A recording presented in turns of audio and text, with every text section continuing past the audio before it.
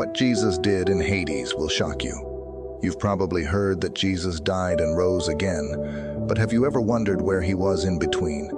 The Bible says he went somewhere unexpected, to Hades. What did he do there? The answer will shock you. 1. Jesus descended to the realm of the dead. After Jesus died on the cross, his body lay in the tomb, but his spirit went somewhere else, to Hades, also known as Sheol. Ephesians 4:9 says, "He descended into the lower regions of the earth." But why? Hades wasn't hell. It was a waiting place for the dead. It had two sides, one for the righteous and one for the wicked. Think of it like prison versus paradise. Both are temporary, but very different. So, what did Jesus do there? 2. He proclaimed victory over spirits in prison. 1 Peter 3:19 says, "He went and proclaimed to the spirits in prison." That means Jesus didn't go to suffer. He went to announce his victory. He proclaimed to the fallen angels and wicked spirits that their defeat was sealed. Imagine the shock in the realm of darkness when Jesus showed up, alive and triumphant. Even in death, Jesus conquered. 3. He freed the righteous souls.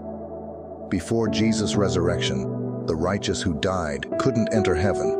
They were waiting in a place called Abraham's bosom, or paradise, Luke 16:22. But when Jesus died, he opened the way. Ephesians 4:8 says, "When he ascended on high, he led a host of captives." That means Jesus freed those righteous souls and took them to be with him in heaven. What a powerful rescue mission. 4. He took the keys of death and Hades. Revelation 1:18 has Jesus saying, "I am the living one. I was dead, and now look, I am alive forever and ever, and I hold the keys of death and Hades." The moment Jesus descended, he didn't just walk through Hades, he took authority over it. Imagine Jesus marching into the enemy's territory, grabbing the keys of death and Hades and saying, "You don't have control here anymore." From that moment, he broke the power of death forever. 5. He shattered the gates of Hades.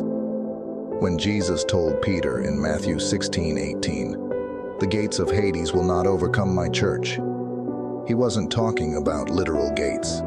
Gates represent authority and barriers, but when Jesus descended, he shattered the gates of Hades, breaking every spiritual chain that held the righteous. He didn't sneak in,